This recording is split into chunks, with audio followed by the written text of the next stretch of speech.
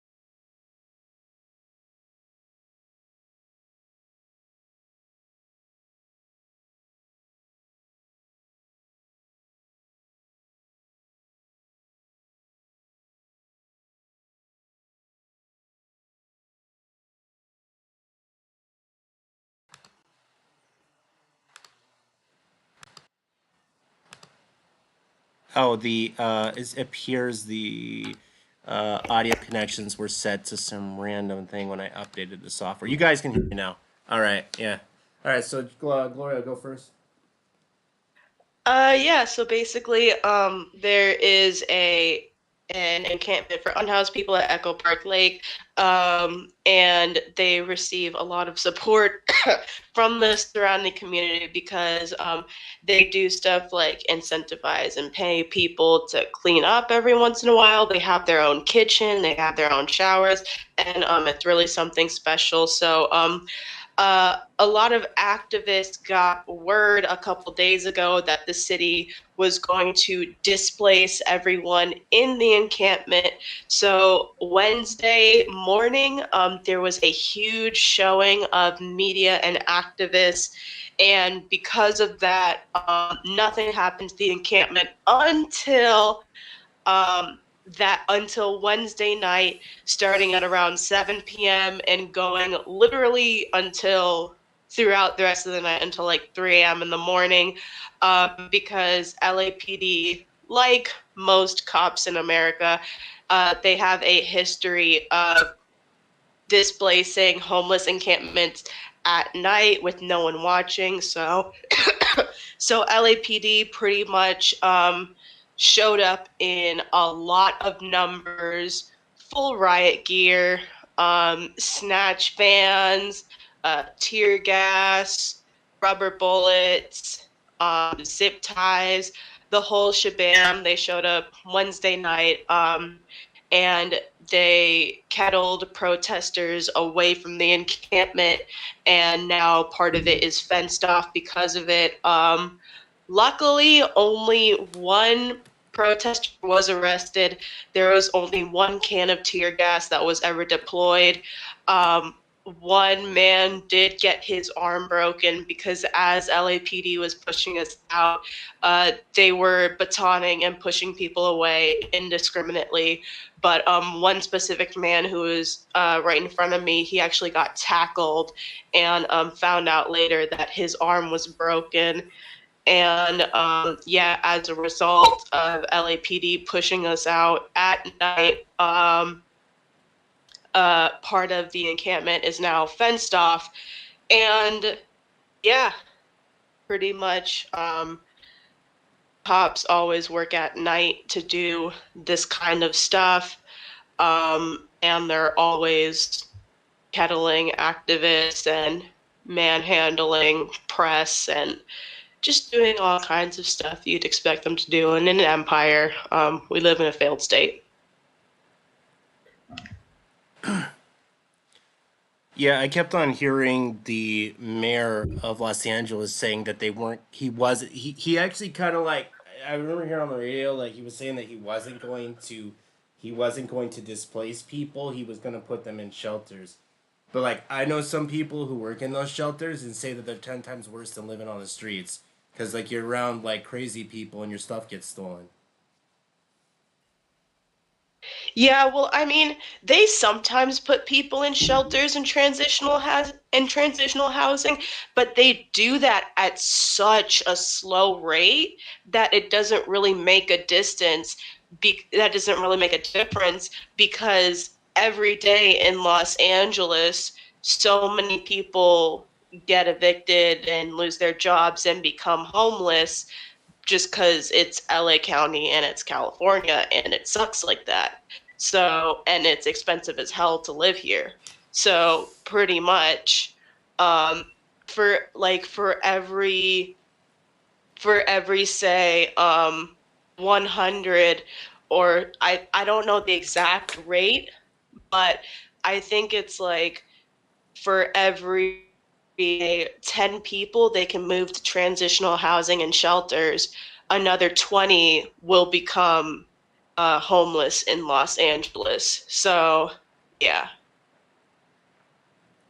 Yeah, I know that I remember there was one company when they said that they got the special funding for the housing units, which they're building in the valley right now, and they're building over by the train tracks. But their first contractor, and they almost signed the deal on it before somebody said no, that was too much. It was an 8x8 unit that would have just basically like a log cabin kind of thing. Um, the first offer they got was like 100,000, and they almost signed. The city almost signed off on it, or the county did. $100,000 for an 8x8 structure. I mean that's the kind of like retarded people that are, handling the whole stuff. It's almost like I don't know. I don't know how better to say it. It's almost as though they're very inefficient in doing anything. Yeah, well, and I don't think there's a single politician in California, even at the city level and local level, that isn't a corrupt shitbag. Yeah. But they're liberal. They love you. But Yeah. if you know anything about the third street crisis that's been going on for almost like 20, 30 years now, there's almost 30,000 people. I don't know. I think it's like almost. I think they had the number at like 30,000 people in 8 square blocks or some shit that are like homeless, just running around one part of Los Angeles. Yeah. Yeah. It's, I mean, in micro, but very similar here in Santa Cruz County. Um, in terms of local politicians being shitbags, in 2018, Santa Cruz elected a, DSA supported, I think at the time, 27-year-old, maybe 28, what, PhD candidate or PhD had it. I think I'm not 100% on that. I had him on my show. I should know that, but it was a long time ago. Justin Campbell, um, and black dude, dreadlocks, under 30, and super progressive, and like one of the first things he did was have a homeless encampment torn down and swept on behalf of the developers, and relocated so that they would get further out of sight, out of city limits, if possible, or as close to out of city limits as possible. Um, but last year they did get Black Lives Matter painted on the ground. Well, that's what counts. They posed for a selfie. The sheriff and the mayor posed for a selfie one day ahead of fucking like hella brutal cop crackdown on both homeless people and the Black Lives Matter protest that was taking place the following day. They got in front of it and they held their own quote unquote Black Lives Matter event. And staged a hell of a photo op. Classic. Yeah. Classic. Yeah. And now the mayor's even worse. And I mean, again, it comes down to being in the pocket. It's Santa Cruz. It's a tourist industry. The university generates a lot of money, and when developers need anything done, the first thing that they're going to do is buy a board of supervisors or a city council.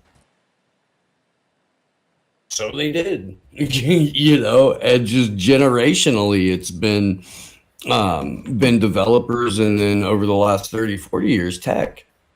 And that's just who owns Santa Cruz, and you don't do anything without them.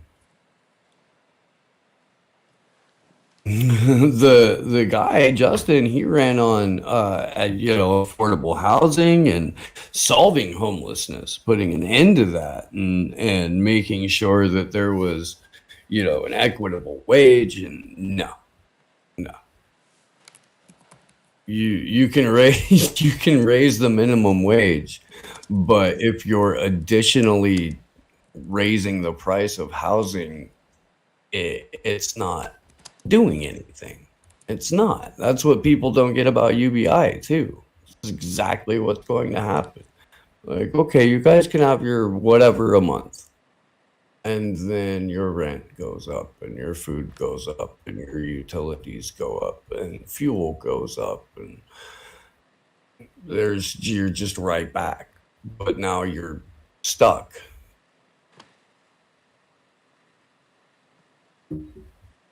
But they told you that they were going to do something for you. I mean, they're good propagandists because, I mean, they had you going until the end.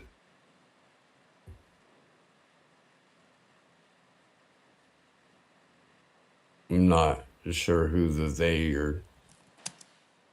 Well, the city council, No, I mean the liberals, or at least the you in that case. I've got a lot of faith in the audience. I do. Well, no, I mean sometimes that shit works, and sometimes you have to package it a little bit different.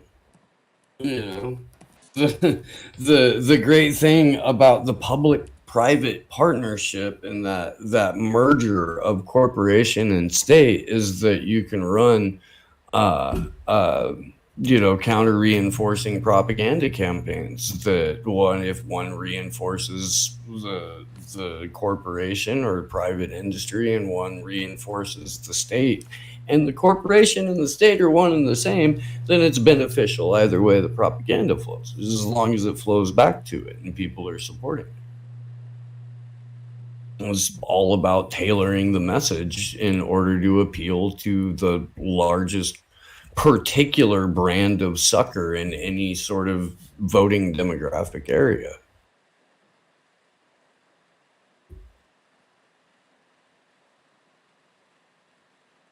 Well, I don't know, West Coast. I mean, you've got those, Silicon Valley. I mean, they've got so much money. I mean, it's that weird, corporate environment with like a leftist spin on it, which is hilarious because those guys are all libertarian shitlords.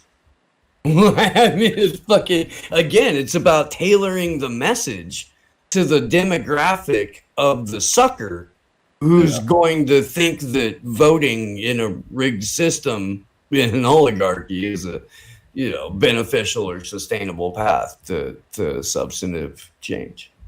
Right.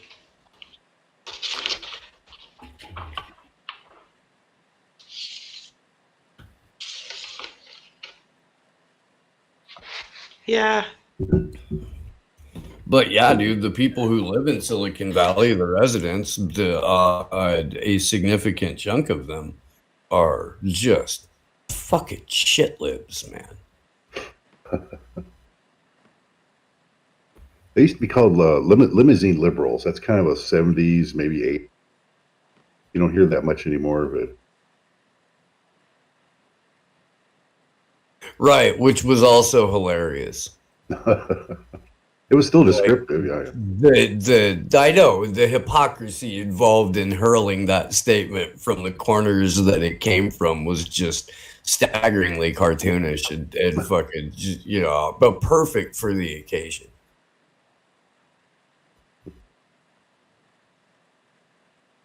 A bunch of fucking millionaires calling other millionaires fucking liberals, dude. That's funny.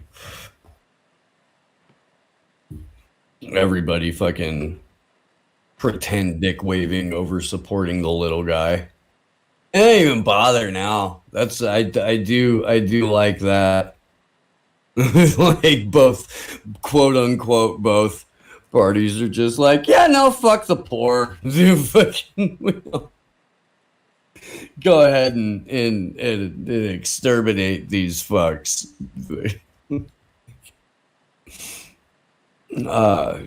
Buddy Ryan, Last American Vagabond, was live earlier, going deep into stuff that like we've talked about on Slow News Day with Whitney before, and she's also talked about it, and the eugenicist roots in a lot of these big pharma companies, and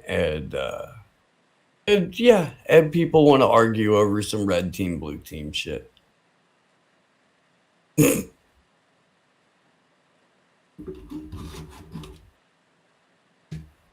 I don't know. Well, you know what, Steve? You sound like an anti-science extremist.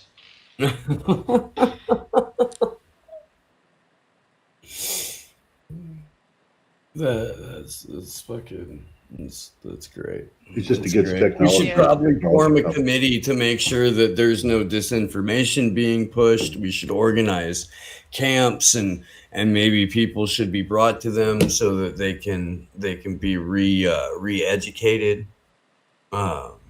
That's Right? yeah. Clearly the only logical course of action.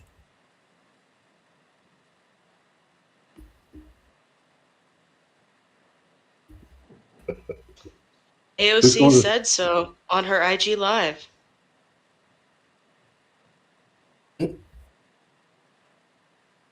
Who's going to the camps? I'm probably the first one, but I mean, who's going? I mean, we're all going.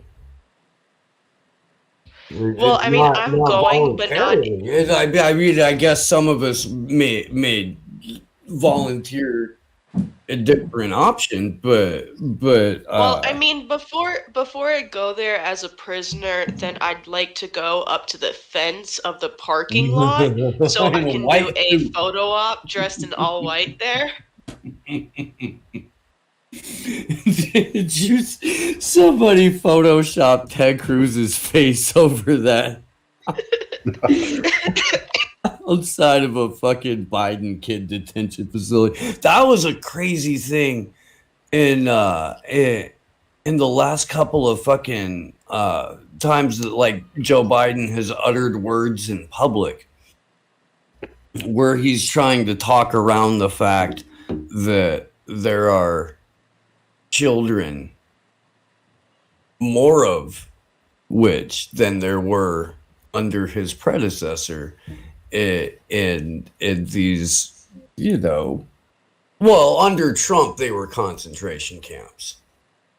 I'm not sure they're overflow facilities now under Joe Biden, but he was like flat out, all right, look, check it out. Most of the kids in that camp are like right under the age of 18 and they're all male. It's not like there's a bunch of little kids in there crying. I mean, sure, there's little kids in there crying, but most of I'm not even kidding, dude. Watch that shit. It's time for a border trip so you can do some hair sniffing down there. Bro. But yeah, he's like flat out, look, man, almost adults. It's the age of consent for him. He's implying though that the only children that are in these overflow facilities are almost fully grown gangbanger age dudes. That's what he's saying. That's what he wants people to hear. And fuck, man, I just it's like the way that people just swallow that shit too. Like that. Like it's fucking. Yeah. So I mean, you know, it's just hey, that makes me feel a lot better. They're just gangbanger age kids. Hey, well, that's okay then. You know, as long as they're just gangbanger. Right? Have they committed a crime? You know, fucking. I guess crossing the border is the crime. But like, fuck, dude, you're gonna fucking no due process, no nothing. Just here you go. You're in a fucking, you know, basically like shitty holding facility with like chain link inside of a building that's already fucking cart like. Sure. Who needs due process when you've got the United States? Whoa! Do we have a wild lubers? Up there, sunshine. Hey, are you guys live already or what? Oh yeah. Yeah. Few technical hiccups, but I think I got them all worked out. Yeah, no, Tyler only has 2 hours. Yeah, no, but like the time changed with an hour. So you guys are like literally like it's like normally we go on air in 34 minutes from now. Here from me. You guys don't switch back and forth? Yeah, but apparently at a different time, a different date. I don't know, but. Oh yeah, because we had our time switch like weeks ago now. They need to stop doing that. Yeah, it's weird It's- because yeah. now I'm just too late, and I didn't even want to be too late. Okay. So technically, what you're saying is you came early, Mark. Yeah. I was like prepared. Good job. I prepared 30 minutes early. I'm too late. Like, I'm still too late. Okay, let me make like a post about this. Hopefully I have no more drop packets. I think it was all of this extra stuff I had on my computer. Oh, you are dropping right now in the voice chat. Are you serious? Oh yeah. Yeah. Hold on, maybe it's like this noise canceling mic. I don't know. It's too much electronics between you and the packet. Seriously? Fuck. Yeah, it sounds fine on the stream because my mic goes directly to the stream. It doesn't go through Discord. OBS picks it up.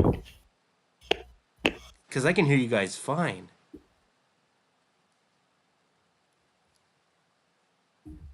I do have it with the switching.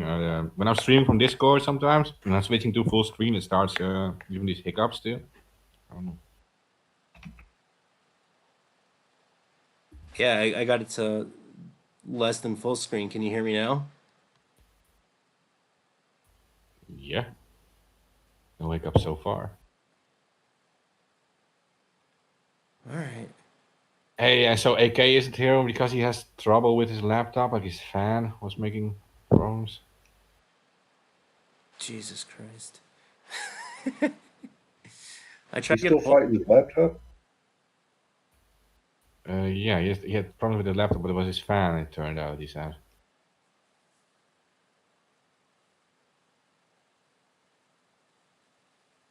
If you let that problem go for too long, it might be permanent damage. Yeah. So as subjects, legalize cannabis. Hey, oh yeah, Microsoft trying to buy Discord added too. That's good. Yeah, last week DC decriminalized all natural psychedelics. Yeah.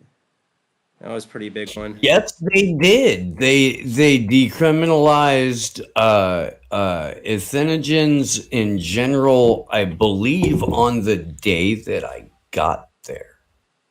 They did it for me. They knew that I was. They specifically chose.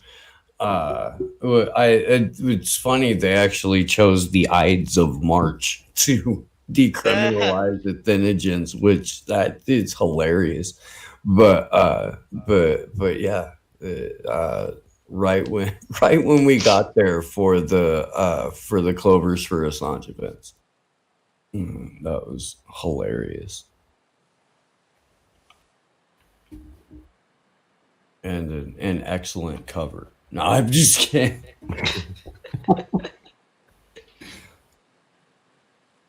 Okay, I posted this stuff around. I fucked myself over again with that. Like, I deactivated my account for like half a day because apparently the Indonesian government is using like hackers to target anonymous accounts now and like mass report them and stuff. And so I deactivated my account for a day, but then I reactivated it again, and I lost all my TweetDeck access stuff to other accounts. I was like added to many accounts as TweetDeck and stuff. So I didn't know that happened. And you would like deactivate and reactivate again. So apparently it removes all the settings. It also removed my phone number from the account, everything.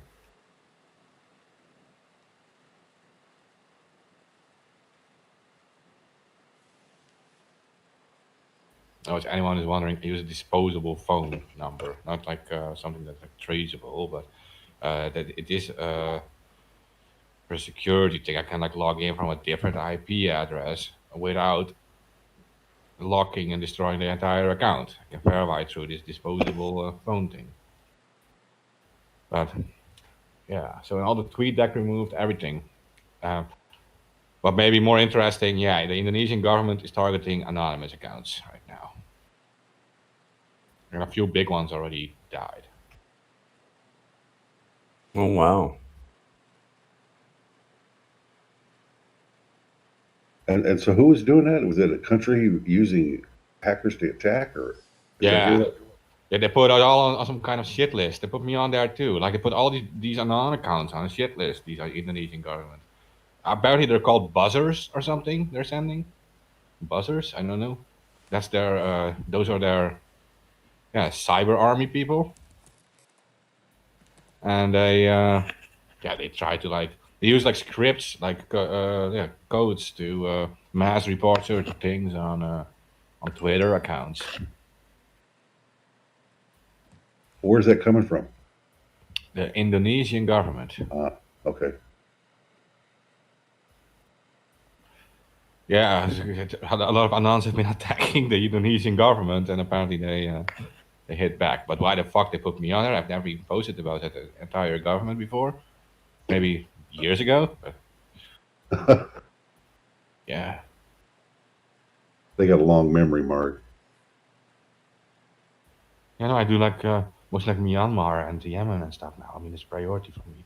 Not saying that Indonesia does have problems, but you just can't do 20 things at once, or everything goes just a little bit, right? I just got an announcement that came out of nowhere. Can you guys hear me? Mm-hmm. Yep. Yeah, Commander X, Dr. Yeah, is going. Faces of Anonymous will be April 29th at the Hot Docs Film Festival in Toronto.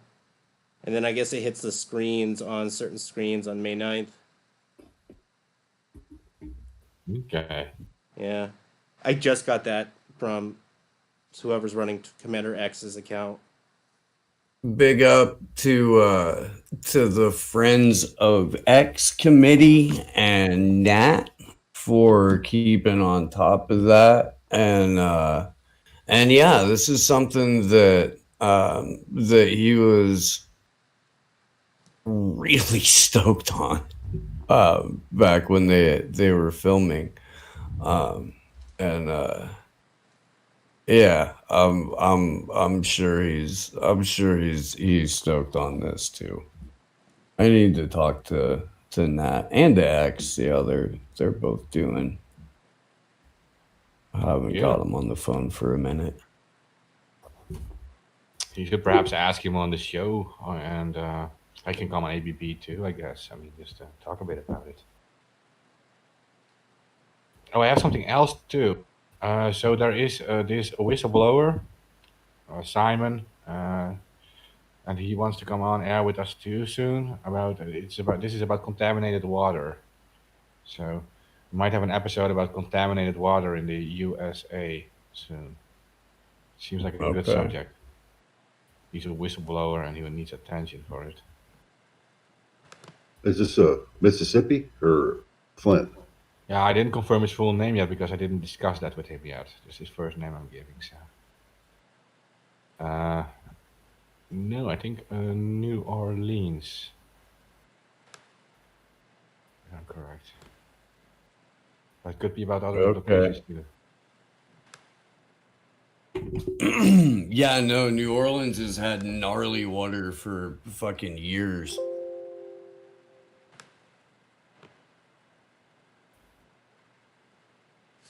I mean, hell, they're like underwater. But their infrastructure is garbage too. I'm surprised by that this is happening in the USA, to be honest. There's like something like 3,000 cities have Flint quality or worse water. Seems almost impossible if you have a military budget of 800 billion a year. I mean, what the hell? Switch a little. Right, and that's just what they're allowed to talk about. Yeah. I have no idea what the fucking black budget is. No, I did. We've got, white powder budget, developing nation or worse level infrastructure. There's hookworm in the American South. Fucking hookworm. The California, fifth largest economy in the world, and largest population of homeless, largest number of incarcerated people, per capita. Yeah, Glory already said it, man. It's a failed state. It's supposed to be, though. Yeah, they have like the technological heart of the world in it. Like, there's so much money made there.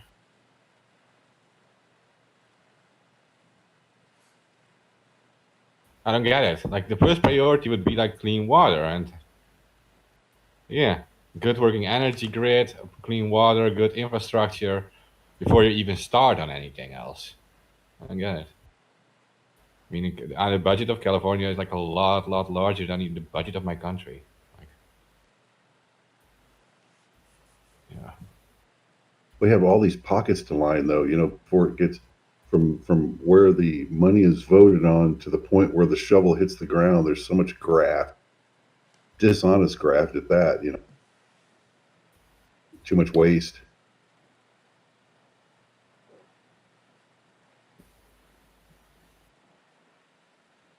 Plus, is it, to me, it's just it's a corporate type environment, and somehow they spin it into they're liberal. I mean, it's the damnedest thing I've ever seen. They're concerned liberals, loving liberals, and it just never seems to happen, and yet they keep voting for it. I mean, they do provide a lot of jobs out there, but damn,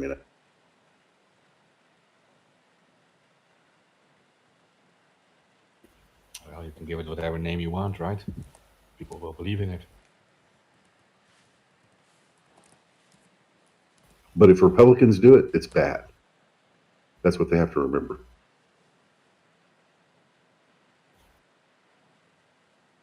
Well, yeah, I mean, they make their own fairy tale story, and as long as you keep repeating it, masses will run with it. Like, they don't know what these concepts even are, like economic theory and all these things. They don't know about that. It's sad they don't, but yeah, that's what these people bank on. It's like Yeah, I mean, with Nazis. COVID, I mean, they're not. I mean, the training isn't that great anyway in education. But then you're working on your second year of not going to school properly, allegedly because of COVID. The magic word, COVID. Look, it's like the Nazis said, like, propaganda has to be as simple as possible. It needs to be aimed at that the dumbest people in society need to be able to understand it, not the most intelligent. You have the intellectual minority that's never going to, it's 1% or whatever, most intellectual people, they're not making the decisions. You have to make it as easy to understand as possible. Use short sentences, use simple words, and repeat it often enough, and masses will go with it. What the Nazis did. And this is what many modern propagandists do too. They learn from it what works.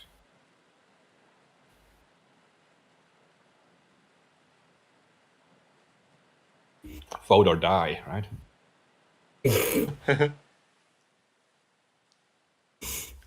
Yeah, Man, that was a funny one. that's simple, right? Vote or die. Like, believe in the system. Yeah.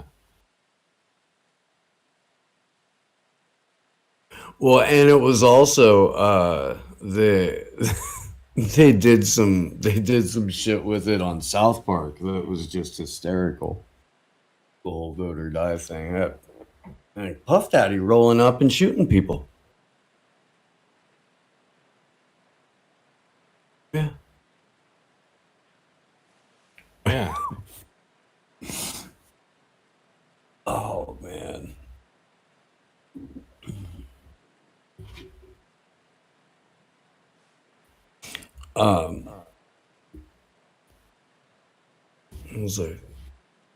What else did I? Oh yeah. So as soon as we get text for it, we'll be going into it.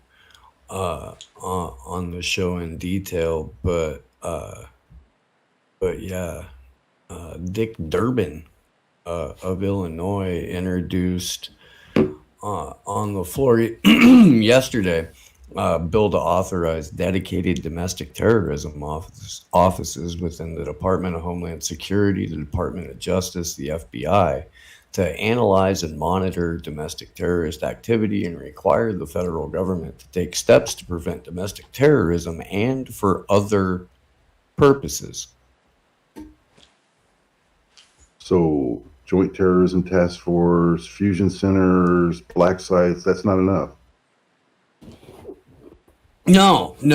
I mean, look, all of these agencies already have domestic terror divisions and all of that. So they've been, on record, like bragging about their successful infiltration of domestic terror groups. Like, it's not like this is anything, it's not like it's going to be anything that hasn't already existed for decades and decades. This is going to be some insane expansion of the scope and reach of those divisions and of the agencies. It's going to, I don't, and it's going to be fully supported by, at least by all of Team Blue. And a good chunk, at least enough of Team Red to get it over the hurdle. This kind of shit will be, we're going to be seeing this year. Yeah, from my angle, I mean, I really don't have any, there really aren't any politicians or parties that represent me in any way anymore. Yeah. It's like Team Blue or Team Blue Light.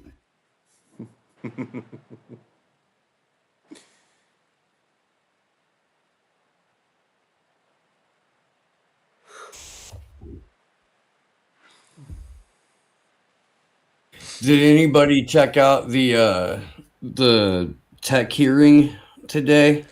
I did hear about. I didn't actually watch it. I heard that Zuckerberg and Google were questioned about their part in the whole raiding of the Congress building. And I believe what I heard, Zuckerberg kind of pushed back, saying that he's not responsible. Am I right? So without the bit that I saw was Zuckerberg saying, oh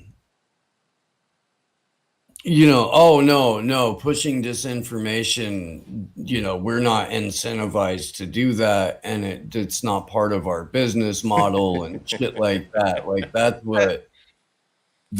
what I dropped in on. I'm gonna actually go back tomorrow and watch the whole thing because I hate myself. And see what little nuggets are in there. But this is just big tech meeting on the Hill to discuss how to best run narrative management. It was essentially the context of it. And again, we're going to see shit like that come out in domestic terror legislation. We just got AOC running around talking about re-education camps. Like the control of the narrative has become so blatant and out in front that it amazes me that we're not hearing every corner of independent media talking about it. Because their podcasters. You kind of lost me on the word independent. Yeah, I was gonna say, we America had constant, basically they put all the during World War II, they threw all the Japanese in concentration camps. Who's to say that they wouldn't do that in the future due to deeming somebody a political terrorist? Oh, absolutely. The Well- eugenics programs are also from the USA, by the way. 7 U.S. states legalized eugenics for sterilization, etc. Long before the Germans did it. They actually like adopted it from like the in the German National Socialist Party from American professors back then. So yeah, many people know about that actually because it's like kept quiet, but. Well, and now they're talking about pushing biological markers as something that is going to need to be like publicly disclosed. Oh, you mean like the biometrics? They've been doing that in quite a few countries. No. Like your biological predisposition to certain like mental illnesses and shit like that, or your potential unwillingness, if it's in your genetic makeup, to be like any kind of resistant to authority. Wait, yes. Now, how the hell? Wait, I saw this in a movie once. I think Gattaca, and there was another one that Tom Cruise did where they did pre-crime was a crime. Yeah, no, we have pre-crime though. That's real. Yeah. They've been making arrests. So January 15th was his name, Daniel Bennett. Yeah, Daniel Baker. Daniel Baker was leftist veteran, and yeah. Yeah, but veteran. You can say everything. I mean, the only part of speech that isn't protected is saying that you're going to physically harm a person or an institution, or well, to physically destroy. I mean, if you say you're physically going to destroy it, then it really is a crime. But as long as you keep the wording kind of abstract, you really don't have a case. But I guess that's kind of being argued in court, you know.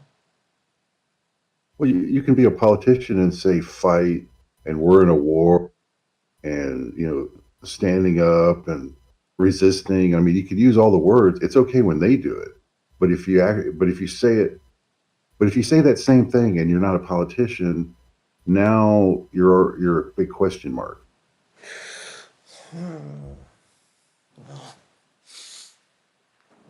If you're an anonymous activist and you talk like that, domestic terror. Well, they'll be able to classify certain types of individuals or broad brush groups as domestic terrorists, and then they'll be able to criminalize protests. That they can say that this particular domestic terror group has been known to show up at these events, so we're going ahead of your event. We have to cancel it because domestic terror. They've been trying to fight that one since 2016. Mm-hmm. God, I think me and you, Alamo, talked about this, that eventually they're going to try and make that a law. Trying to make protesting illegal. Blanked out there for a second, but really. Yeah, but no, I mean, you're right. And then they did it again right after Charlottesville, right?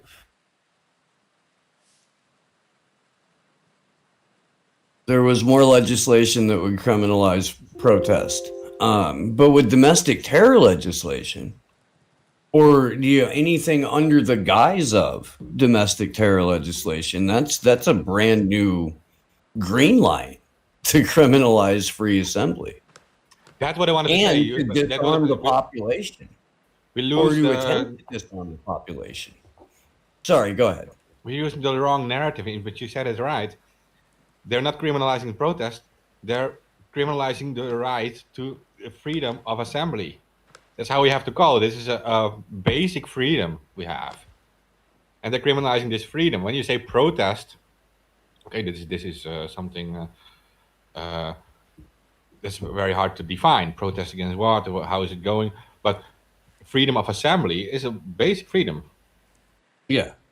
And that's what it will be. They'll attempt to criminalize free assembly, or will criminalize free assembly if that's what is allowed to occur.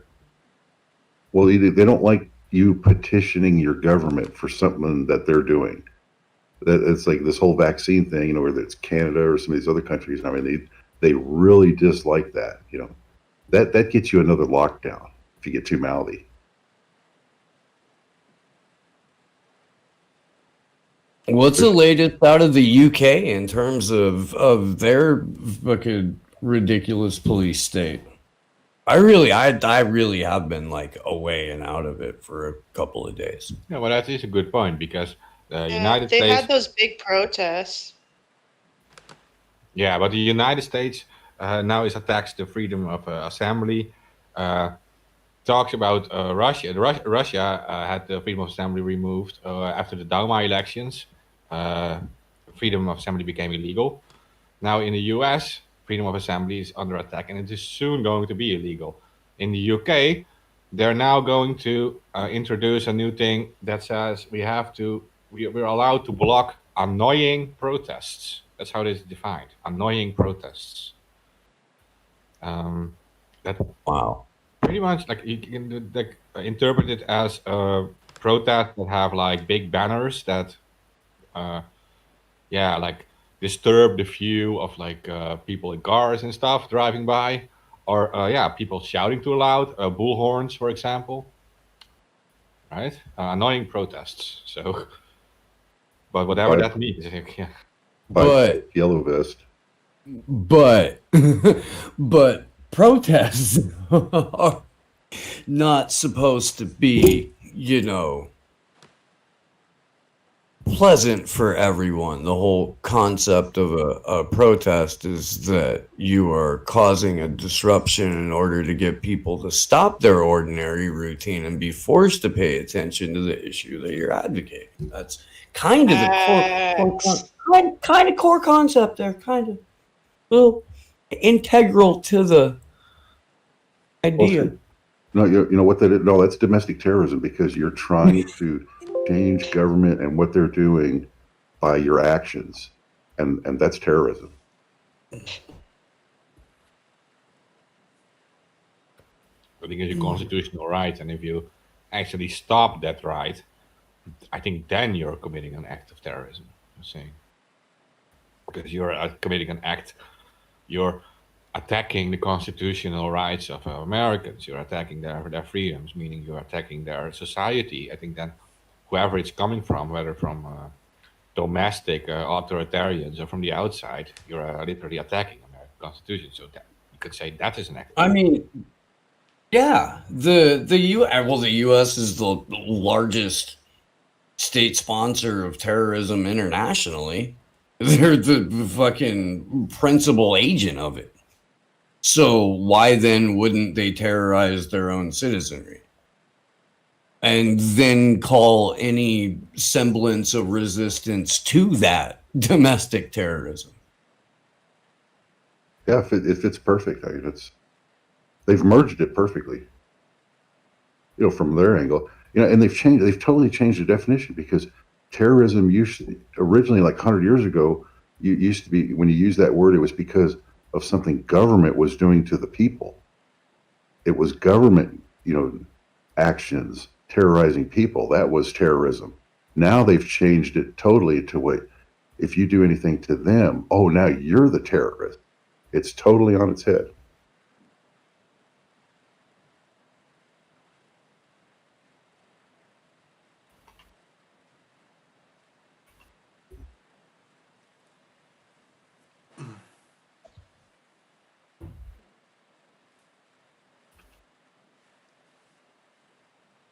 Anyone? I feel like we're gonna get dead aired by somebody.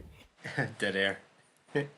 There's so NARAL, NARAL, the pro-choice organization has a new propaganda campaign with Bandit. Bandit the dog. Bandit the dog loves reproductive freedom. Bandit hates anti-choice. You guessed it, disinformation. Bandit is a perfect hashtag pro-choice pup. We've got Where dogs the now. fuck did you hear this, Steve? But I'll drop it in the chat. I will. Well, no, I did see some of that go. There was, the pushback is it's like, well, wait a minute, you guys are all, my uterus, my choice. What happened to that? Yeah. I saw those protesting a few weeks ago in front of the. Damn. Go ahead. No, I thought you would be able to see the perfect pro-choice pup. And when I drop, there we go. Oh man, who could be against that dog? Look at Bandit. He's got all the colors. I mean, he's not just white. He's not black. Got a yellow in there. Bandit's intersectional. Very inclusive. Bandit just doesn't want you to share this information. Bandit thinks you should be punished if you share this information. Bandit wants you reprogrammed if you share this information. Obey, Bandit. Obey the dog. I don't know. There's a reply below it that with someone else's with a cute little Doberman, and it says, "This is Scarlett. Scarlett doesn't know shit about reproductive freedom because she's a dog." Are you serious?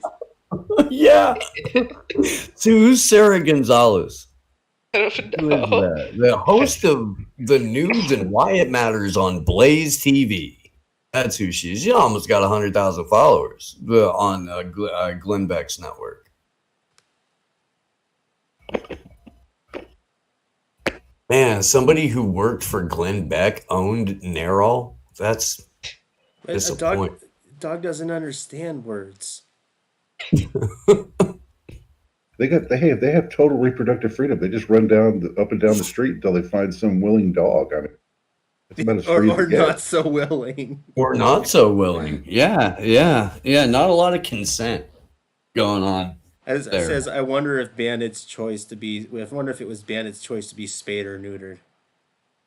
We should have Bandit and the Scarlet actually like in a face-off. Well, I mean, dog matches are probably verboten, but Yeah, no, let's I mean, not if we could. advocate dog fights here, bud. Let's. Well, no, I mean, it's just about reproductive rights. I mean, we have to solve this. Oh, we're gonna host a debate. I don't. Again, I mean, Scarlett's owner was pretty upfront about Scarlett being a fucking dog and not having an opinion about this. But I mean, Bandit. I bet Bandit and Ben Shapiro could have a conversation about reproductive rights, and Bandit would win. Is Bandit the autistic dog? Is it? What the fuck? I mean, Ben Shapiro's an autist, so the dog needs to be one. Let's keep everything on the same level here. We're going to have a debate about reproductive rights. The dog's going to hash it out. I had needed. no idea. I really haven't spent much time watching Ben Shapiro. I've only seen clips. Last time he's I an watched autist. Ben Shapiro was his review of WAP. And then somebody made he was doing a commercial, sponsorship promo for some sheets, and somebody dubbed that over footage of a Klan rally. Put that on YouTube. It's fucking hysterical. Ben Shapiro talking about these high quality sheets. Yeesh. Yeah, no, dude, the WAP thing was just too much, man. It was too funny because it was just so many cell phones. Like, oh, well, my wife says being white is a medical condition, actually. I heard many Ben Shapiro things. I watched him a lot of his things because he pretty much represents Dutch culture of the 1920s, and it's like a history lesson. Looking back at that stuff, you learn a lot from it. This is how it was in history, like before all women's rights movements and all these things didn't exist yet in those days. Yeah, it is. It is an historical figure. He knows how to. Fuck off, Josh. Oh, do it. Do it. Do it, Sleepy. Do it. The R.A. the Rugged Man fucking little silliness where he sampled Ben Shapiro and put it over the WAP beat is just great.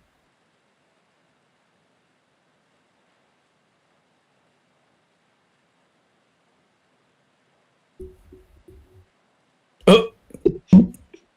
Man, some inflation there. Oh, you gotta actually gotta open Twitter for that. Boo. God, that's just, it's so creepy. So Yeah. creepy. So wrong. So very, very, very wrong. It works for me in the Discord, by the way. Yeah, the face swap thing. There's actually an app on the phone. You can download an app for face swapping. It looks great. Oh, there you go. Jim Garrison over on the Rock Fin just said my dog Einstein is a rescue dog poodle schnauzer mix who's only happy that you're bringing up this subject. So, okay, so I guess maybe Dobermans just aren't the breed for debate or intellectual conversation. You would have to be. We have to divide and conquer the dog kingdom. A cattle dog, Australian cattle dog, right? That's what Bandit looked like, kind of. Am I right Border about? collie? No, because of the blue but so like yes, kind of, sort of, maybe, but like those, I'm pretty sure those are like cow dogs. Well, he's a happy dog, and that other Scarlet, that's a serious dog. That's concerning. Every Doberman that doesn't look like it wants to murder you looks stoned as fuck. Yeah, that's true. Just fucking Nice. I love them. I do. But look at Scarlet. Scarlet looks like she looks Scarlet like looks Georgia Pine, man. adorable. Yeah, and she looks fucking lit. She doesn't look like she wants to eat your face. She looks like she wants to eat all the food in your fridge. Okay, let me see if I can find a picture of my family's Doberman back home. Well, I guess I need this defined a little better. I mean, Bandit is a pro-choice. He's an anti-choice disinformation. Does that mean he's a pro-choice or not? He's a perfect pro-choice pup. Bandit. So but if you want to make a choice about vaccines, that's not okay. My body, my choice only applies in this specific instance to where it's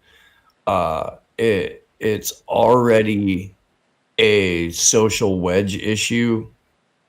But in the case of vaccines, no, my body, my choice does not apply. I'm sorry, you're going to have to go to the back of the line now. Yeah, I mean, that's confusing. I mean, you've propagandized me for decades now about pro-choice. Okay, pro-choice. Sounds like freedom of choice. I mean, who could be against that? But now I can't do that. I have to have a dog. No choice. Sorry, dog. Aw. I just can't. See? I did. Look, when did I even act like I didn't love Dobies? I just said when they don't look like they want to eat your face, they look stoned as fuck. That dog. That's hurtful. Looks fucking mellow, right? Yeah, he looks mellow, but not like stoned. Stoned. Tyler? Just because they're different. Tyler, back me Oh, up here. I know what it is. The pro-choice pup is whiter than the Doberman. So I don't think that's bad. I'm being trained that that's bad. Is it bad or not? He's a pro-choice dog, though. This is so confusing. I've seen my dog look way more stoned than that. That's the thing. I'm sure you have. I'm just as a baseline. I didn't say that the dog looked like the fucking video from back in the day where like Snoop morphs into one and that pit bull looks stoned as fuck too. I didn't say that. Now, if it was Not where Snoop that Dogg's, dog's now if Snoop Dogg had a dog, I think he'd be pretty high. Guarantee Snoop Dogg's dogs are high. Yeah. Guarantee. There's no telling what gets into their dog bowl, and I mean, just the secondhand smoke's just going to do it alone. I lived at a house where the dog was a drunk, which was super weird, but like also a weed slut. Like, if the dog heard somebody setting a bottle down, the dog would run, wake up out of a dead sleep, run over to wherever the noise was, get up by the person and slowly like wag her tail, repositioning her entire body until her tail knocked the beer over, and then she was on that shit like it was a fucking rabbit. Aww. Yeah. Yeah. She got pudgy. Little beer belly. Dude finally felt bad and was like, I gotta get her to stop drinking and exercise more. It's the fucking conversation you're having about your dog. Did we talk about the NFTs? We haven't, but we can. Yeah, like, are NFTs real or are they just a fad? I fail to see how. Didn't the original Nyan Cat like GIF sell for like 20,000? Yeah. Is it? I think this is a fad. Like, Yeah, it's for digital beanie babies. Kind of thing. like what computers are good at is copying things. So you just have a one that says it's the original. Who cares? I don't know. I know those the NFTs for the basketball cards went for a lot of money, but Yeah, I have oh hey, if anyone's down listening and interested, I have 2 Jerome Bettis rookie cards and an autographed picture of Jerome Bettis in his rookie season in a St. Louis Rams uniform. So holla at your boy. We'll call each an individual NFT, and we're gonna start at $385,000. oh my god. I know. I don't know. I just don't see like I really don't see like if you ask somebody 10, 15 years from now, do you have those NFT GIFs and they're like, yeah, what are they worth? Nothing. That's kind of where I see it going. I think they have to be useful. Like, I can get some digital assets. Like, for example, you have these people obsessed with games, right? Like these World of Warcraft games and such things, where they like spend all day playing these games, and then if you have like a special item in a game, for example, a custom item, I can see how that has real value for them because they want to have it in that game. But like these random gifts and stuff, yeah, that seems to be just like a made up market to me. But Me too. yeah. You have to, it needs to be useful. Then I get it. This is the same as with Bitcoin, like and with crypto. There needs to be an actual use for the market, like these altcoins, that I don't see used in like the real economy. I see less value in it. But like the Bitcoin, if there are actual ATMs where you can withdraw money from your Bitcoin, or like with Monero, for example, where the whole dark web is using Monero to buy stuff like drugs and stuff. Yeah, then you have real value behind the crypto, right? I mean, like, It needs to be useful. Yeah. Hey, there was a couple of the Fed here in the last couple of weeks has put out a few announcements about them not really liking crypto and talking about eliminating Bitcoin. Oh yeah, no, they're going at it pretty hard. They're trying to shake confidence in it. The community, or at least the people that I see fucking steadily talking about crypto, are they're not like super freaked out, but they're pissed. Because it's a direct result of the Fed coming out and threatening to ban Bitcoin. Well, the cryptocurrency market, well, I was in the pioneers days, so I was pretty irresponsible with a lot of my cryptocurrency because it was basically worth nothing up until 2013. Um, it's been I remember the first time I heard about Bitcoin was somewhere around 2010. My friend was telling me to mine them. And We all thought it was a big scam, right? well, no, I was actually like one of those guys where I was kind of like, well, this is gonna be worth something one day, and the second I could buy something with it, I spent 188 of them, or 1,000. They weren't worth anything. Uh, yeah, I was kind of kicking myself in the ass, like looking at how much I had spent, and I had nothing to show for it. But it's been in this country for quite a while. I just don't understand how they could just get rid of a whole economy that's based on it. And it's not only to the the cryptocurrency to just buying illegal sales and goods. There's many supplement companies and health food companies that do accept cryptocurrency as payment.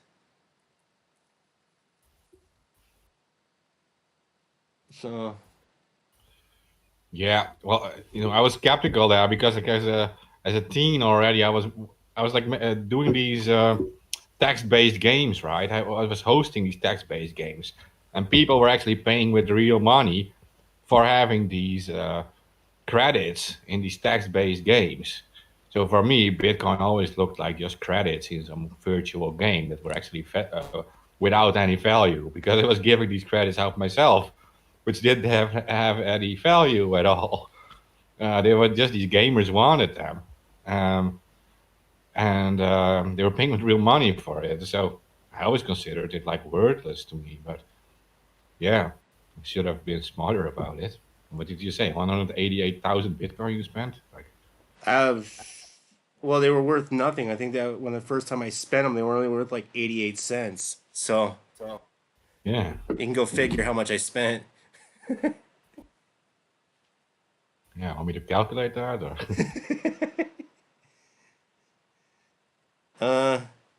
I actually did look at one of my old Circle wallets, and that's where I kept on like kicking myself in the ass. Like I had quite a bit where I was actually keeping track of it, and 2014, 2015, they still weren't worth as much as they are now.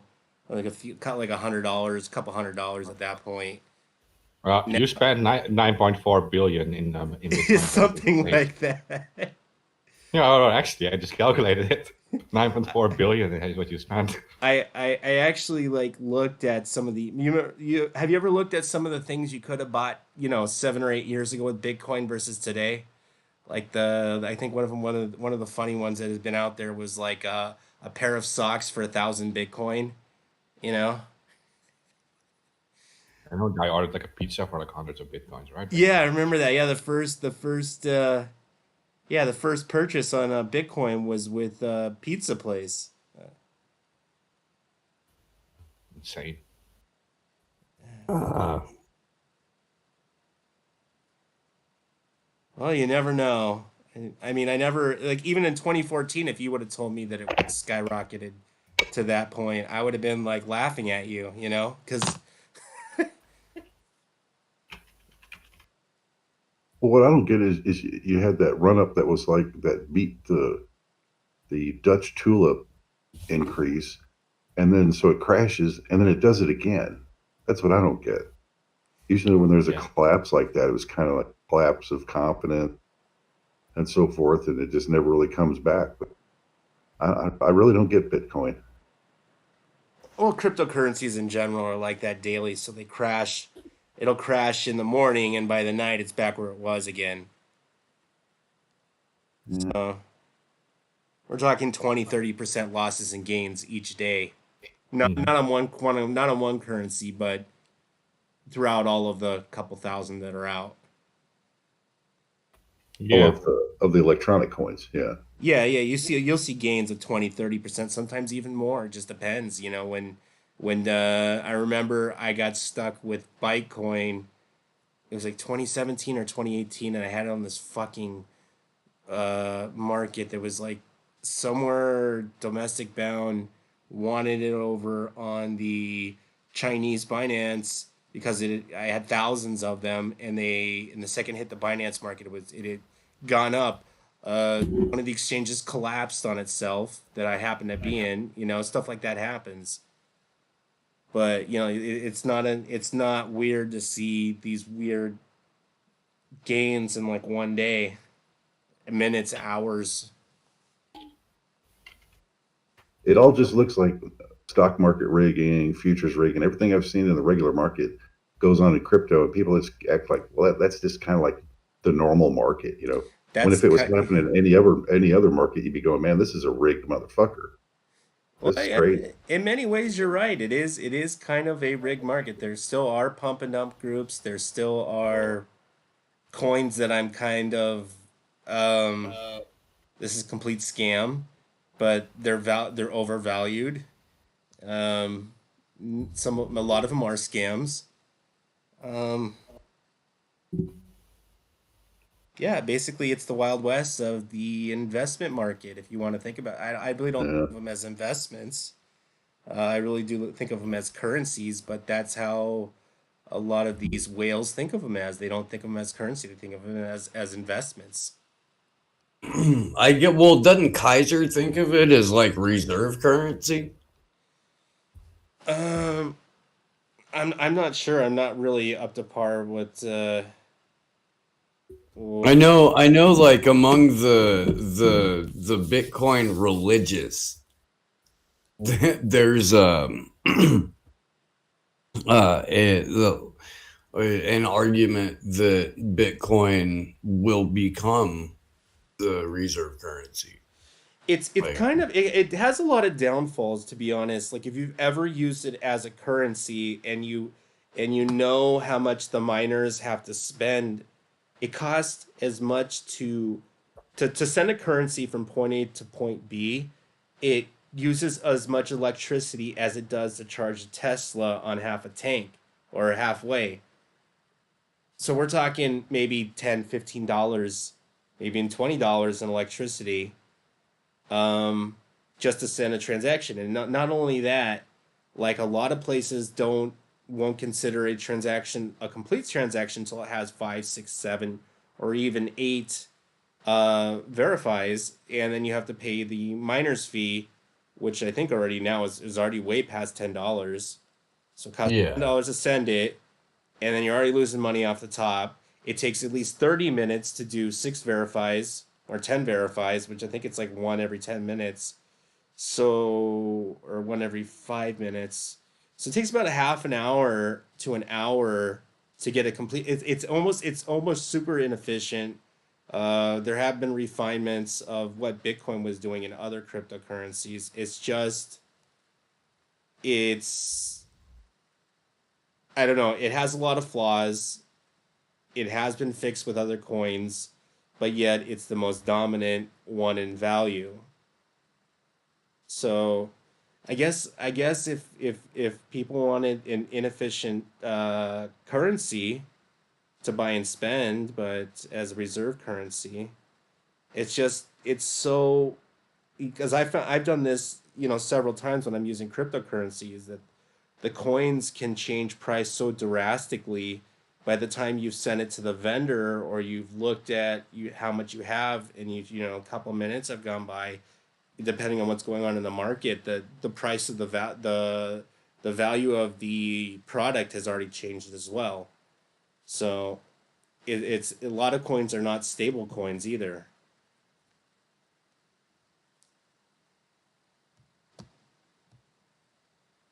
I mean, in essence, that would be like, let's say that you buy three things at the store that cost $10, right? And then you go to the store 5 minutes later, it now costs three times that much. That's kind of how unstable it is. Yeah, but I mean, we can start our own blockchain too, Tyler. We can have that up tomorrow, our own blockchain with our own coin, right? The thing is to be adopted by people. Like people need to actually start getting the crypto and using it for something. Then we need to offer them something in return with it. I mean, setting up a blockchain, that's not so hard. No, it's So not. yeah, no, I mean, I think Command Rex started like 3 coins. So we have we can easily do that, but it needs to be used for something. Well, and I heard in Japan you can actually pay like tickets and actual things that you would pay with the government with Bitcoin, I believe. Yeah, Bitcoin has just been widely adopted. That is now like a real. Yeah, the value of that currency is now really big. It's bigger than the average European country in size. So yeah, it's very hard to stop now.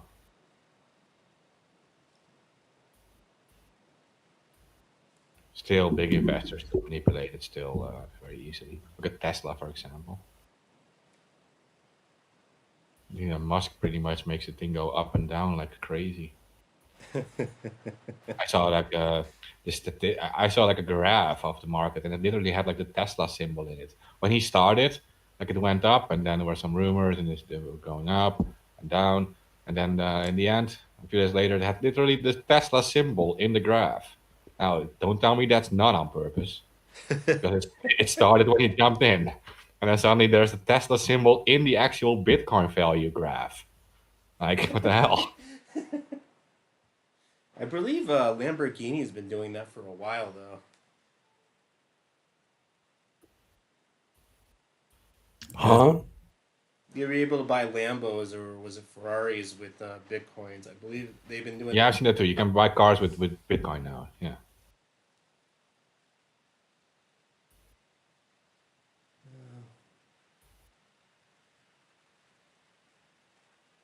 Yeah, So I'm gonna drop an article in the chat. And maybe we can just do an all like, 'cause there was that article about the space hurricane, right? Now we've got the nearest star cluster to Earth is being ripped apart by something unseen. And then So wouldn't that indicate that it's like a black hole then, or? right. So Could be dark energy. We don't understand much about it. So when researchers ran simulations to explain the stellar distribution within the tail of this what cluster or something, star cluster, they found more stars than are actually visible to mankind's instruments, meaning some had gone missing. The team then ran repeated simulations to try and figure out what had caused the stars to go AWOL, and the best theory they devised was that a close encounter with an object measuring roughly 10 million times the mass of the sun might explain the odd scattering of stars. Astronomers are already theorizing it may well have been a close encounter with a large accumulation or clump of dark matter. There must have been a close interaction with a really massive clump, and the Hyades just got smashed. The dark matter hypothesis is tricky as humanity cannot directly detect dark matter. and can only infer its existence and position by observing its influence on the universe around it.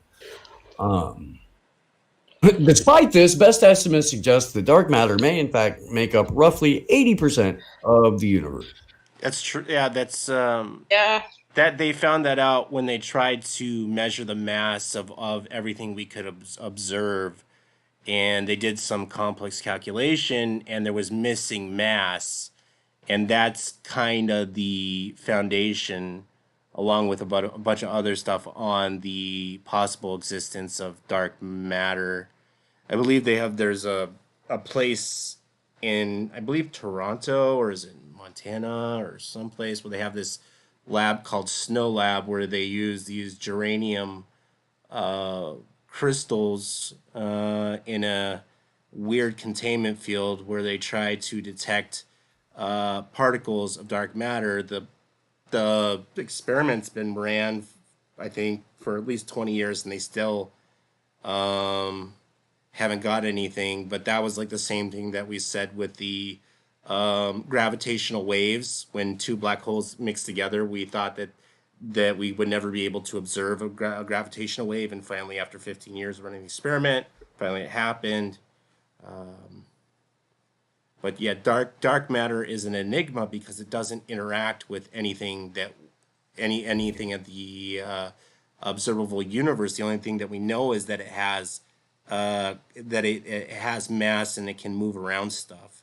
It has, but as far as interacting with anything regularly, I don't know. Maybe our physics is just, and our science is just not advanced enough at this point.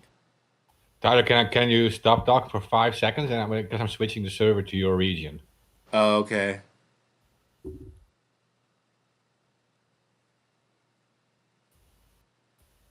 Test. Test. Am I breaking up bad? You it was were, yeah. at the end. It was like starting to break up. You know, so Okay. maybe this. This is set to your region now. It should be better. Better. Yeah, but as far as like, dark matter, there's still a lot of unknowns. So,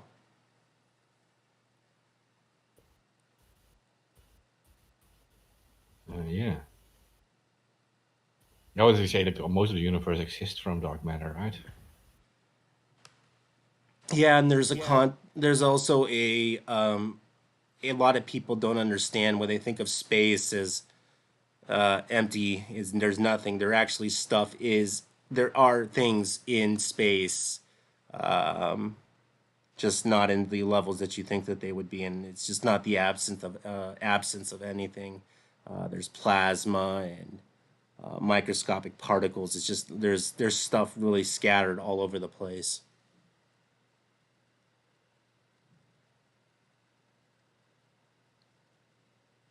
But that's a crazy picture. The ghost particle one? Yeah, whatever that thing is. Yeah. Our star cluster. That looks like a neutron star with a high magnetic field. Oh yeah, that one. Yeah. It gives those vibes. Dead. Yeah, I don't. Does it say in the article? X-rays detected from nearby neutron stars may be the first evidence of axions. Just for listeners, what a neutron star actually is the collapsed core of a star, right? Of a massive star, like much Yeah. bigger than the sun.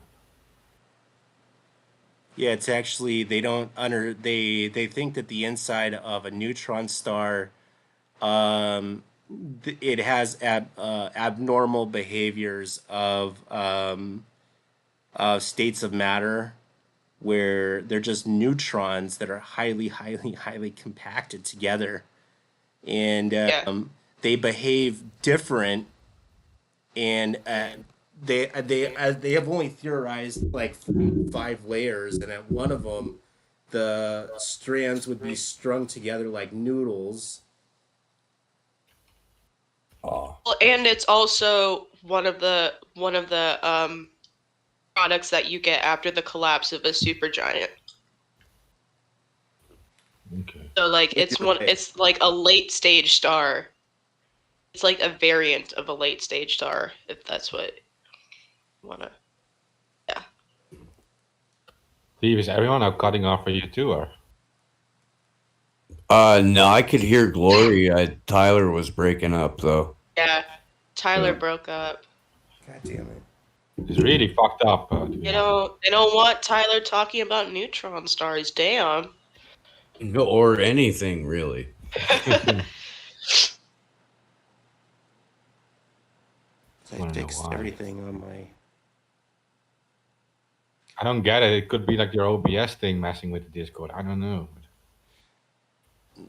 I'm on a mesh network. That's like the only thing I can think of is drop packets. Now the thing is, it will work fine on the stream, but it's like Yeah, because it's my just- audio input is directly into the streaming thing. It could just be my driver. Hold on, let me fix this. Where's the audio? Let me switch the driver. Let's go to input Discord. Let me set to that. All right, I switched the. Is it better now? I switched the drivers. switch to what? You switched to what? My drivers for Discord. Okay. Set the bitrate higher too, by the way. Apparently, we can put the bitrate higher now in the server. Yeah. 96 instead of 64 now. It's all right though because you're gonna like happily shit can this channel and move it somewhere after Microsoft takes over Discord, right? Yeah. Yeah. They've been saying that for a few weeks that they're gonna be buying it for an incredibly low price. I heard. A 10 billion offer, which is low for Discord. Yeah. How much? But, 10 billion because Discord has a user base of between 300 and 400 million users. So 10 billion is a low one. It's a low amount for Discord. Yeah. Really is. It's like what, $35 a person or something? Yeah, in user size, I think it's bigger than Twitter, even active users. So, like, Twitter will never sell for 10 billion. How do you come up in the electronic world? How do you come up with a valuation like that? How much money does Discord make? Enough for all their employees to smoke weed and stay home. Now, Discord actually makes money. Discord actually makes money, and yeah, because they have. Okay, if you click on the server, you can actually donate to servers. You have paid all kind of paid packages and stuff in Discord, and also the reach is just very It said valuable. it's worth. Right. It says as of March 2021, it's worth $2.5 billion. So they're quadrupling their value by selling out to Microsoft. Okay, I think 2.5 billion is far too low of an estimate, but yeah, because I remember YouTube back then when It says it has around 200 million. I don't know, man. Maybe that's one article. It might be. I'll check. So that says 3.5 billion. All right, well, let's do this another way. How much are their earnings? We know what a standard price earnings ratio in markets should be. So what are the? Let's see what. Okay, well, look at you. For example, the YouTube example. YouTube was sold for 3 billion to Google back then, and YouTube, when it was sold, never made a profit. It was a losing company. The 3 billion was paid by Google for getting the reach, and I think Google made a successful. All right, Alamo. Two sources familiar with the matter said that Discord this is coming from Venture Beat. Two sources familiar with the matter said that Discord is exploring its options for a sale in the wake of interest from multiple parties that won by the company, is obviously ahead of the Microsoft announcement. And one source said that the company has signed an exclusive acquisition discussion with one party. This news comes after Discord raised $140 million in December at a $7 billion valuation. See, it goes up to 7 billion suddenly, which Okay, is yeah, double. but that's not earnings. I mean, okay, you can No, it's not. raise that much money based on fluff, but what are their earnings? If you're not earning anything, your company's not really worth anything. Wall Street Journal reported earlier this month that in 2020, Discord generated $130 million in revenue, up from nearly $45 million in 2019. Okay, that's useful. Yeah. Okay, Sure. so multiply it by, just say, give them a break, 20 times earnings. You can't get to 10 billion. There's no way. But Discord does have a huge growth. Look, I think this has more to do with surveillance and monitoring and data mining than it does the kind of market valuation you can get out of Discord. This is about harvesting. Yeah. Well, when we came to Discord in 2017, it had about 90 million users. So it has, I'm saying it has 300 million users, but if they're saying they're making a low estimate 200 million, maybe that's true because a lot of people have like double accounts and stuff. 200 million users. It means like it doubled its growth. It doubles its size since 2017. So if you would double it in size, Alamo, you said 10. We give them 20 years of. But if you double in size every 4 years, you have to take that into account then. Then you would come at evaluation. Yeah, there's good growth. Well, Microsoft wants it for the Xbox Live network, I think, because it's filled with gamers, and Microsoft owns the Xbox Live, and it is competing hard against PlayStation Network, so probably want Discord. So Discord has 140 million monthly active users.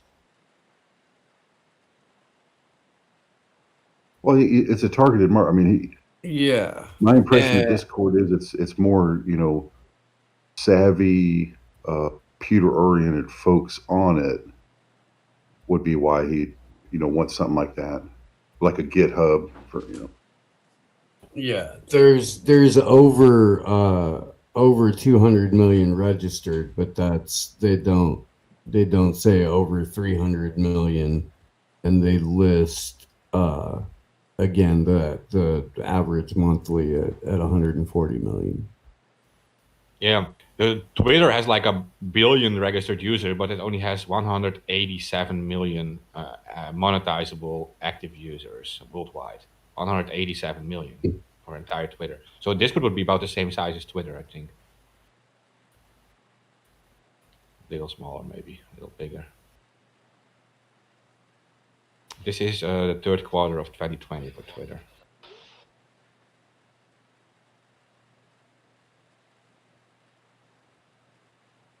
But Twitter would never go for 10 billion. No. Because in that case, Trump and if Twitter would go for 10 billion, Trump and his friends would have already bought it when he was kicked off. He had plenty of rich friends. Yeah. Trump says he's going to start his own social media. Care less personally, but I don't think he's going to do shit, but except talk. Yeah, but my God, think of how many people that Donald Trump could grift if he was like, hey, guess what? I'm going to start a social media platform. It'll be huge and freaking, just set up a fundraiser for it, watched it roll in, and then at one point just went, "Oh no, gotta roll it up." Oh, yeah, well, his Sorry. cult followers, they love being abused. Right? Doesn't matter what he does. It's huge and it's great and historical. Man, I bet you crush it. Or is it a social network?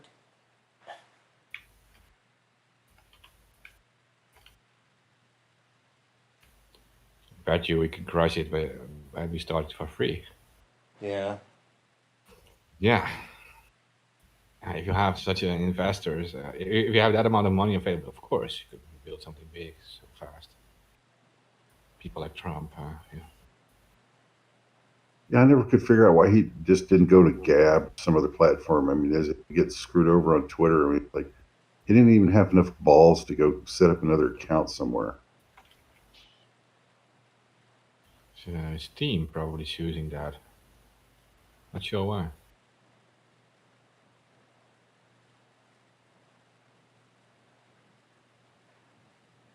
I really consider it would also benefit him in a race. Not sure how they considered it. Like it benefits you also if you're like being censored and it raises like anger with public opinion. Like you can't censor a president or a candidate. Well, that's just proof of what a weak ass he was. If you're going to allow a company to censor you, I mean, I don't know of any previous president. Now, maybe, say any previous president before the year 2000 that would shit like that. I mean, they'd have the government on you so fast. You'd have been sorry you ever tried to pull something like that. But with these weak ass motherfuckers, anything goes, man. It's like you can just totally abuse them and shut down the president, and then he doesn't do anything about it. I mean, it's just, to me, that's amazing.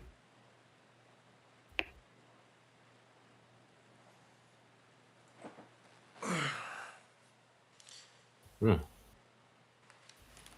it shows everything. Speaking of which, did I tell you guys about the kid that shot at the Army Reserve? It was with paintball guns? QAnon? In D.C.? Nope, this happened in Wisconsin. Yep, and he had spray painted his car with QAnon and WWNGA. Got a paintball gun and was firing at the Army Reserve members. They weren't sure whether because he said the paintball gun was made to look like a standard AR, which they do have those kind of paintball guns out. I guess the QAnon shit is not here. I actually checked ACON to see if anything was still going on. There's still some chatter, but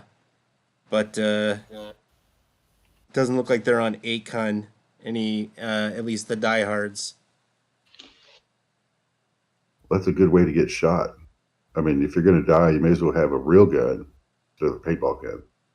Well, yeah, that's the thing is the Army Reserve can't shoot civilians. Unless they're being fired upon? No, I remember Posse Comitatus. I'm not sure when that comes into. I'm not sure about the legality of it, but yeah, I wouldn't put it past one of the reserve members to shoot him back, but it would only take him like 2 seconds to figure out he's shooting paintballs.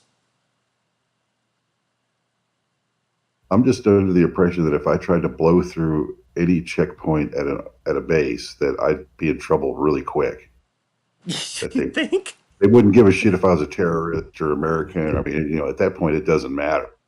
He sprayed his blue car with QAnon all over it. So LAPD is just yanking people out of the crowd and arresting them as of 15 minutes ago. They've arrested journalists and members of the fucking Lawyers Guild. Yep. What about the encampment? Are they taking those people out? Probably.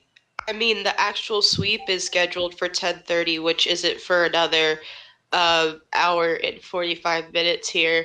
But I mean, yeah, they're arresting people indiscriminately right now. So what happened to Project Lockheed, where they were supposed to give them the room?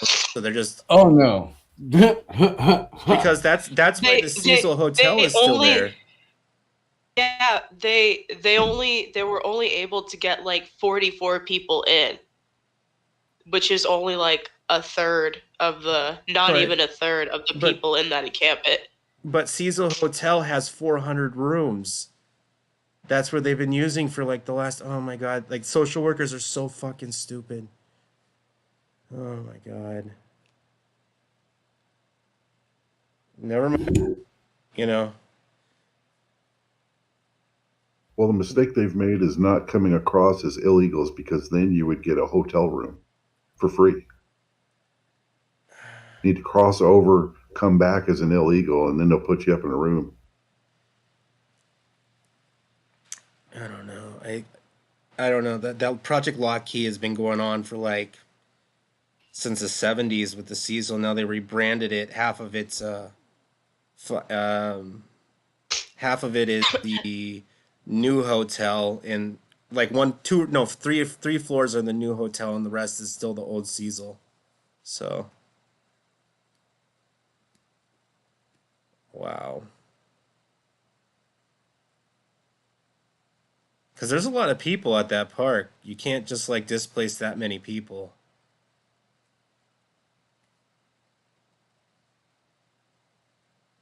What are they hoping to prove over there? Or they just what's the cause? They wanted to get rid of the peoples because the city is claiming that they have done $650,000 worth of damage to the park, which is really debatable because it's just a park.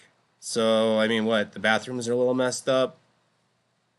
So what? I mean, that doesn't take more than like a day to fix. Really. Well, they might have left some, mass there or some. I mean, that's hazmat, so we got to go crazy there. How much that cost? Let's see what else. I mean, if there's any biological matter, too, or something around, they do for that out in California. Yeah, See what else could they? I'm not really understanding the whole $650,000 worth of damage. Yeah, just destroy a couple of shitters and spray paint. I mean, that shouldn't cost that much. Yeah, exactly.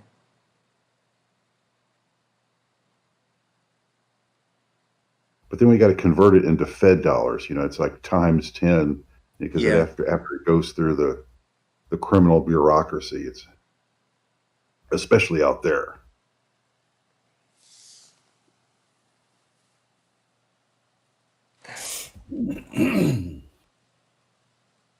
Oh man.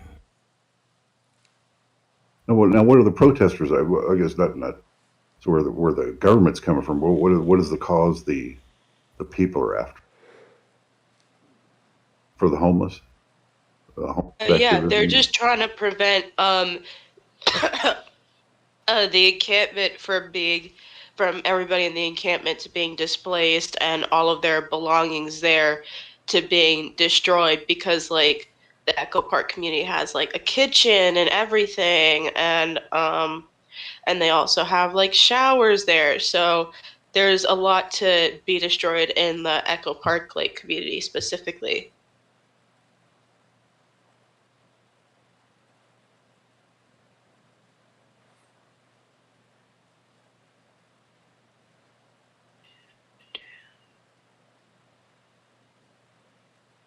Fuck man.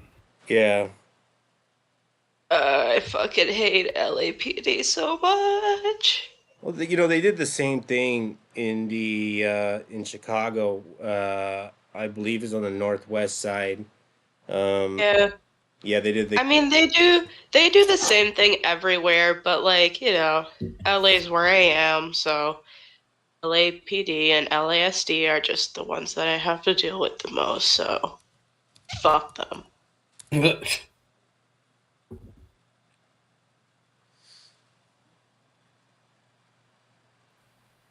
I think they only gave him like a 2-week notice too. Right? Yeah. Oh no, it was like 2 days. Yeah, because It's like they were. Yeah, go ahead. Yeah, because the initial plan to like displace everybody there and sweep the whole thing was made in private, behind closed doors. Yeah, because Then like here till this Monday. the city council guy, yeah, the city council guy put out like some milquetoast statement, and then activists heard that behind the doors he was saying what would happen. So that's why the call to action was made. And yeah.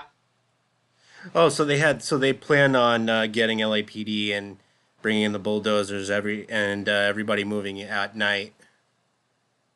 Well, yeah, that's what they always do. There was there was another encampment near City Hall that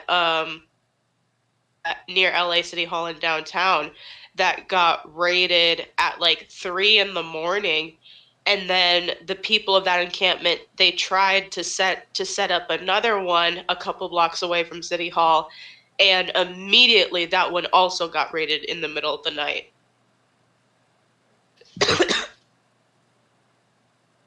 And the police also block off like all major exits leading to Echo Park Lake, because you can't have people seeing what's happening.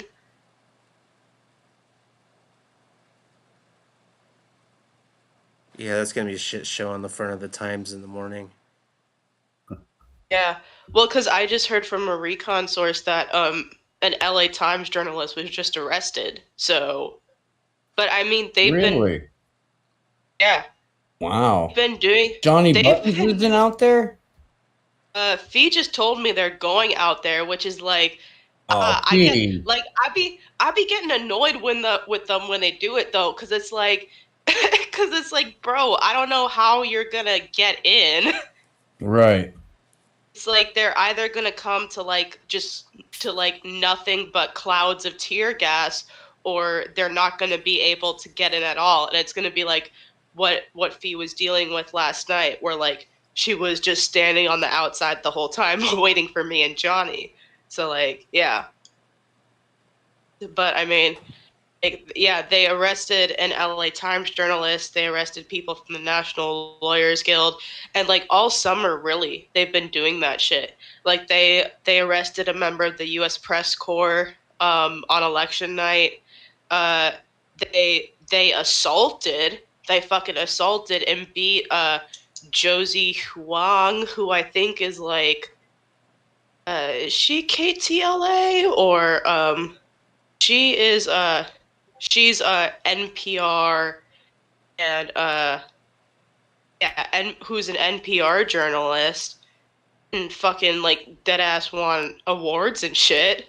Granted, they're like liberal awards, but she's like, quote unquote a legit journalist, and she just got flat the fuck out assaulted by LASD while her press pass was like dangling from her neck the whole time. And yeah. I mean, that's like by far not the only instance. Yeah. Like I could go on about the kind of treatment that like Lawyers Guild and press alone, not even the actual protesters, but like the Lawyers Guild and press get here in LA. That's why when you see that map of like US Press Freedom Tracker showing how arrests of journalists have gone up since protests last summer, that's why you see like a big bold ass dot right where LA is. I hope they do help. I hope the police department enjoy the slandering they're gonna get in the morning. They already get so much slander. It's like they're fucking sociopaths at this point. I fucking stood a foot away from one of them and was playing the Collateral Murder video. Like, hey, I hear you served this country. Let me show you what happened under your name. Then no reaction. We have 5 minutes, guys.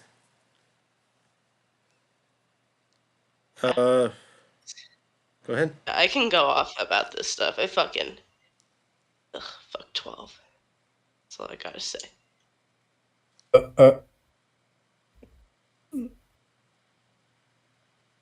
Thanks for sharing that, Steve.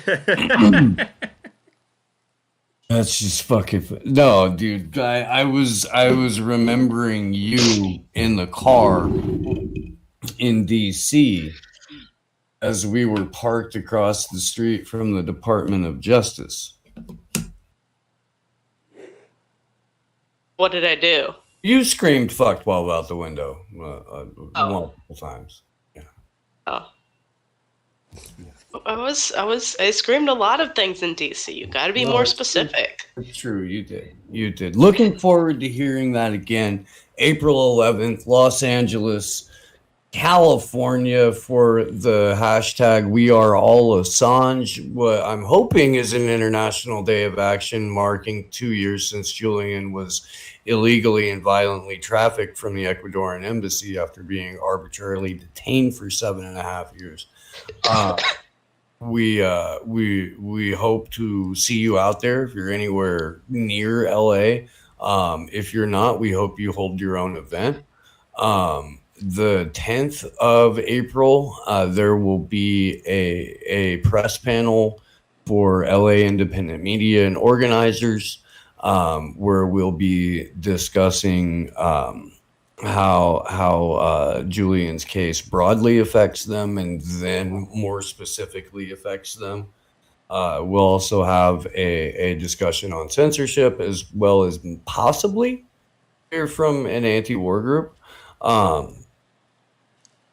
If you're anywhere near LA, please come out to this. We're going to, on the 11th at noon, meet at the CBS building on Sunset and Gorman, march up to Hollywood Boulevard, march down to Cahinga, and back down to Sunset and Cahinga. At this, in front of CNN, and we will let CNN know several things, I believe. Make sure you're there for that. Sounds good. Well, you can get your official welcome to LAPD there, Steve. And I don't say that in a mean way, but like I've been to LA before. Yeah, I know. You could yell at them, but like not with me. So like we can fucking like flick them off and shit. Okay, guys, we got 1 minute. Hey, so I'm surprised there aren't more anti-war groups involved in this. They should be, because the message of WikiLeaks and exposing collateral murder and all these things is a super strong anti-war message, showing what really goes on when NATO attacks countries. Yeah. Should appeal more to anti-war groups, I think, because there are many of those. I mean, that's just not a liberal thing anymore. It just, it used to be 70s. 60s and 70s, but our liberal, war kills people around the world, and everyone who lost people in wars is produced. Make sure you spay and neuter all politicians. I